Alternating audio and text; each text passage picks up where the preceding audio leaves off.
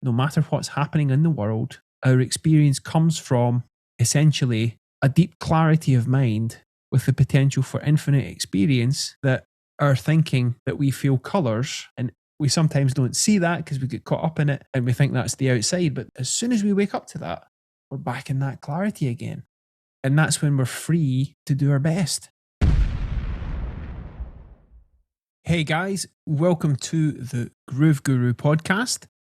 My name is Windsor, and welcome to another solo cast episode.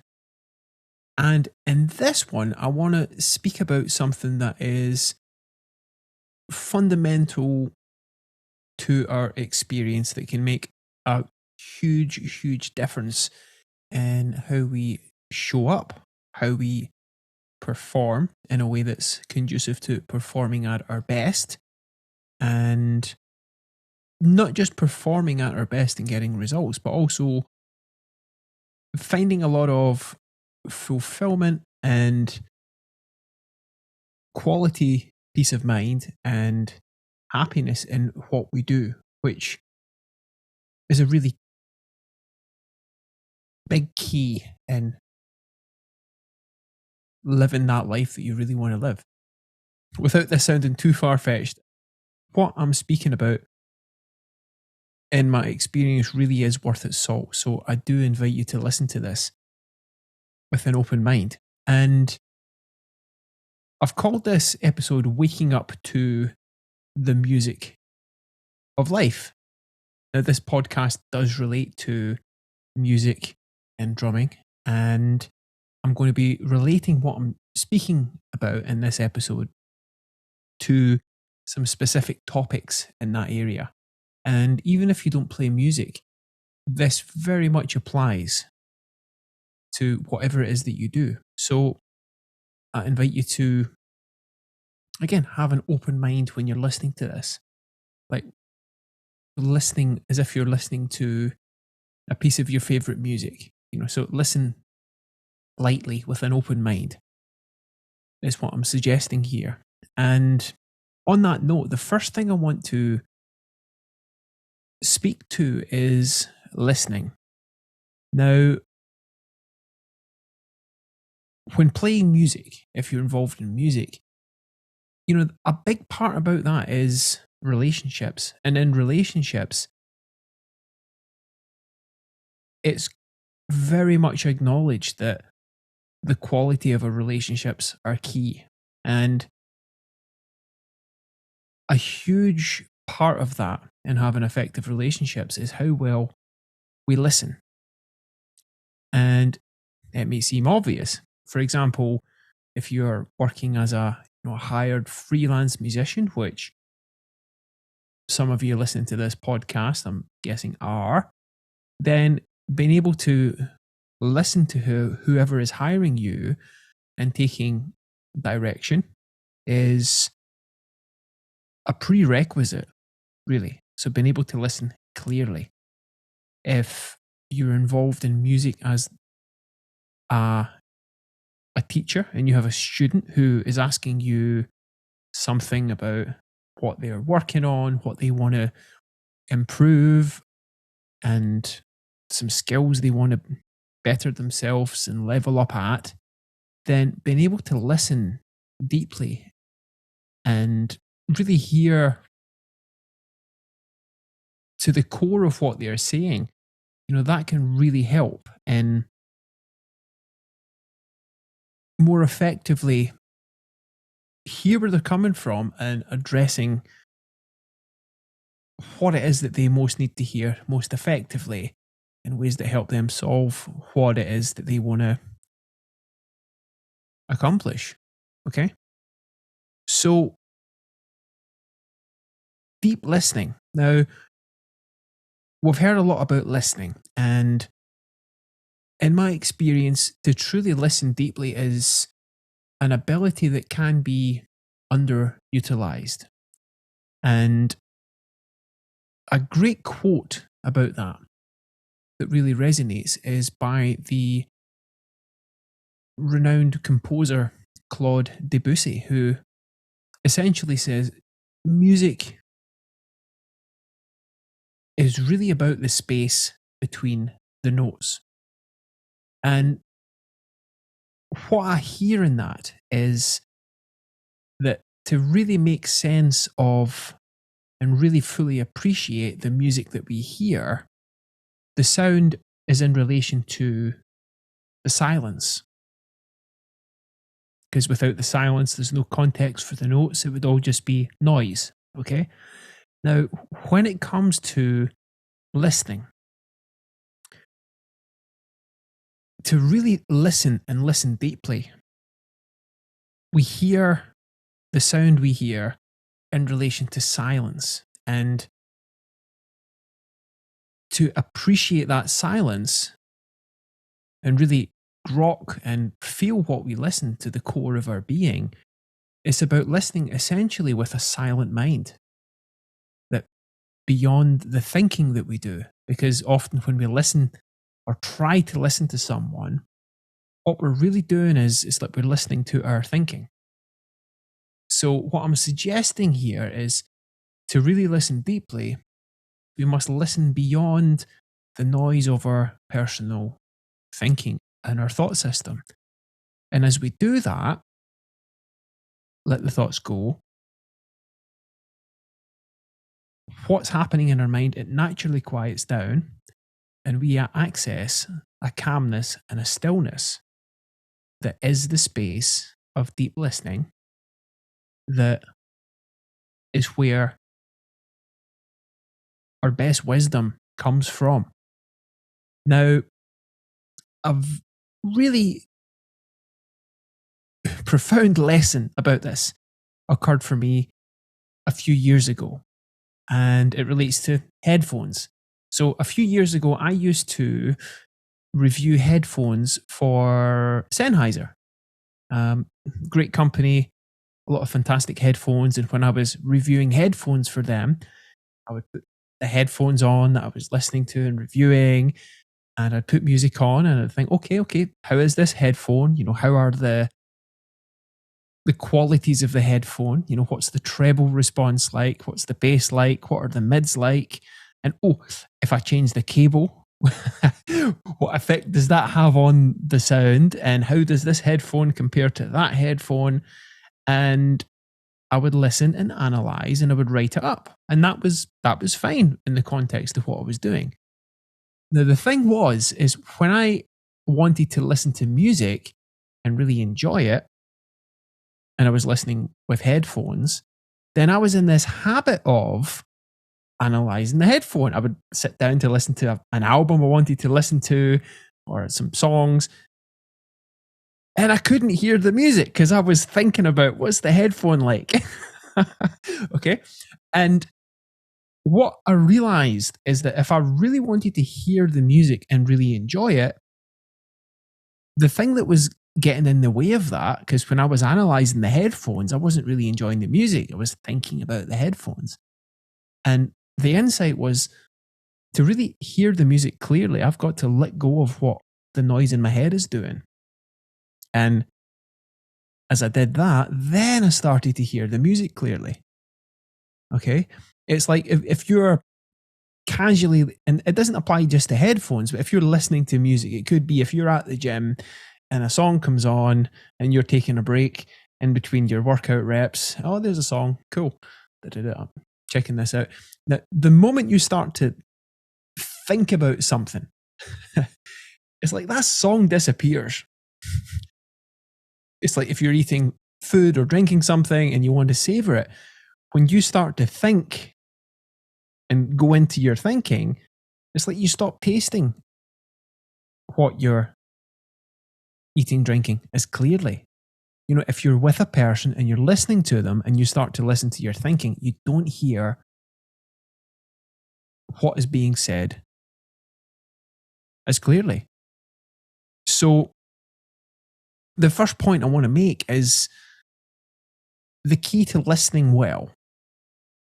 It relates to your state of mind and ultimately how clear and calm your head is in the moment. Now, the way that can play out, some great examples of that, like for example, Mozart, the amazing composer, he would essentially, when composing his masterpieces, he would listen and be reflective, and things came through to him, and he would write that down and form his compositions. And Bob Dylan, as well, he was asked about his creative process.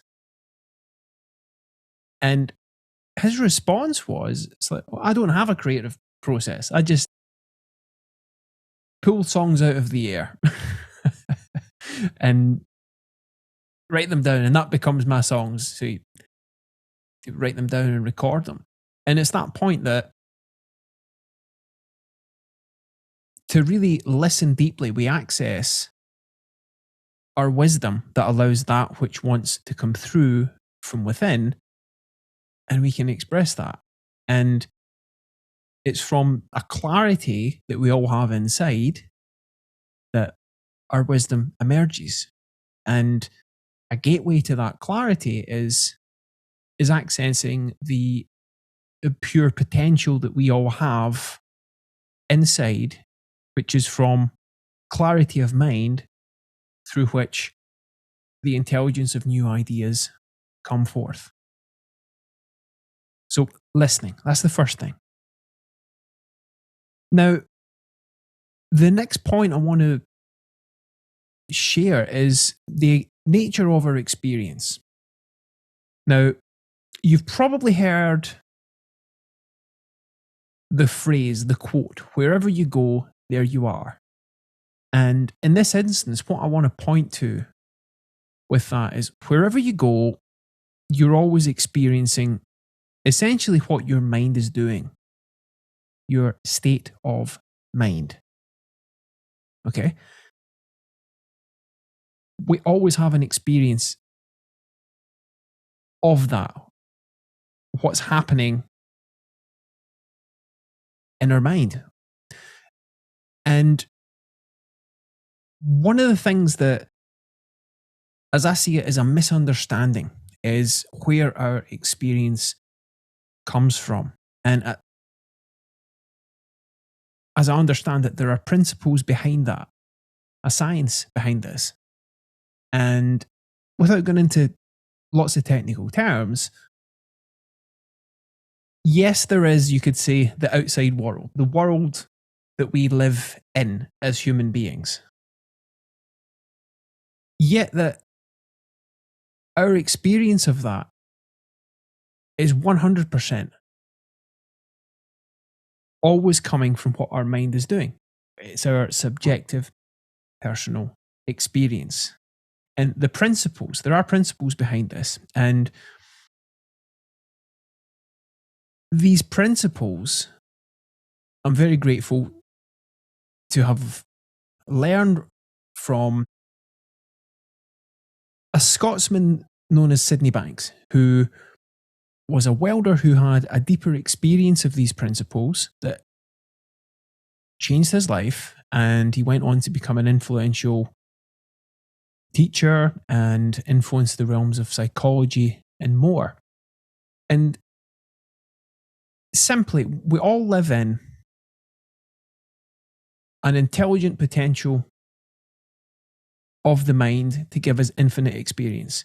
And on the surface of that, we have changes in our thought, which we feel, and it looks like our felt perception is the outside world.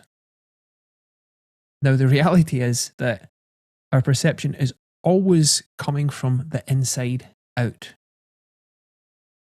A simple way to explain this is that we are feeling what we think. Okay?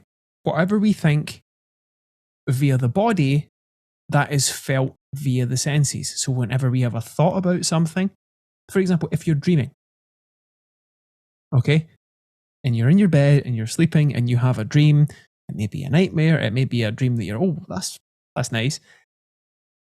That's happening and being created from within you, but it feels real. And when we're living our day-to-day lives in the world, that same process is going on. We are generating thought perceptions that we feel, and that feels real to us, and we may think that comes from the outside. Now, that is the misunderstanding that I'm going to refer to as outside in. And in our culture, there is so much of that. Like songs we listen to, movies, etc. Like with music, some songs that some that come to mind. "Let's Stay Together" by Al Green. You know, you make me feel so brand new. Okay, you make me feel. The song "Invisible Touch" by Genesis. She seems to have an invisible touch. You know, my feelings are coming from out there. And there's so many examples of that. And that's it's not the way it works. It's like if you feel stressed about something, that you, as musicians, again, bringing it back to music, you could have a gig on that's coming up in a few weeks, and the gig's not happened yet. And at times you're thinking, oh, this gig, I'm feeling a bit stressed about it. And then at other times you're thinking about it and it's like, oh, well, that's not so much of a big deal. Yeah, I've got practice to do. It'll be fine. I know I can do that. And at other times, you probably feel calm and indifferent about it. Now, the situation that you have a gig that you are going to be doing hasn't changed. Yet we can have all these different experiences contemplating that gig, that performance. Okay. And it's not from the gig, it's not it beaming feelings towards you. It's the fact that we are creating a reality from within us that we feel and we think is real. Okay. Now, the implications of that are key, because when you get a bit uptight about something, you know, and I'll get into this in a little while, you're not seeing things as clearly and as calmly as you can. So if you're feeling stressed about something and you go to work on it, and you go to do practice, you know, it's like you don't function as efficiently as you can when you're calm. But when you start to see that your feelings are coming from within you, it's an experience that you're creating. Oh wow, that's coming. It's not coming from out there. It's coming from thought, essentially. Then wow, it neutralizes the situation, and you get that bit calmer. And when you feel calm, more clear-headed, you open to the potential to give your best. Okay, so there are practical applications in this. Like in a previous podcast, I spoke about being in the zone, like when you are wide open in your mind and letting go of what comes up in thought and just keeping your head free and clear, you can see and hear more vividly, and your intuition, your musical intuition can come through and help you play what's needed for the situation in a less obstructed way. So this is very practical. And again, with feelings, it's like, you know, where do your feelings not come from? And I'm suggesting the outside, any situation. Sure, those situations exist, but related to music is your experiences are not coming from, you know, the songs and music you listen to, the people you know that you might have too much work on, that you might not have enough work on, that you've just got enough work, how much money you have. That's not where your feelings are coming from. You know, when you travel to gig sessions, rehearsals, the traffic, that's not, your feelings are not coming from that. What type of car you have, the gigs you got, the gigs you didn't get, you know, the fact that another well-known musician has passed. And again, I'm saying that respectfully. Again, it's a condition in the world, but it's not the cause of how you feel. Again, it's not about how fast you can play your instrument. It's not about the amount of likes you have on your social media posts, or whether you've got musical instrument endorsements or not. Your feelings are not coming from anywhere in the outside world. And essentially, no circumstance can make you feel anything. Again, sure, circumstances exist, but it's how you think about those circumstances that create your feelings. So, as a very clear, common sense, practical example, if circumstances made you feel a certain way, like a circumstance was beaming you a feeling, let's think about the movies. So, if a circumstance made you feel a certain way, and you went to see a new movie, the new top blockbuster hit at the cinema, and they say there's 100 people in the cinema. If the movie was creating your experience, like giving you your thoughts and feelings, then everyone would think the same. But that's not the case. I mean, if you look on IMDb, for example, whatever movie it is, okay, it's got an average rating, but if you look at the individual user reviews, some people think 10 out of 10, oh, this is the best movie ever. Some people think, oh, 1 out of 10, this sucked. Some people think 5 or 6 out of 10, average. The fact is, we all have these separate realities, and we're all creating our own interpretation of reality via how we think, which we feel, and that looks real to us. And when we start to realize that, we realize that our experience is coming from within us, and those external circumstances, they can start to lose their charge, and you can see in more clarity about it.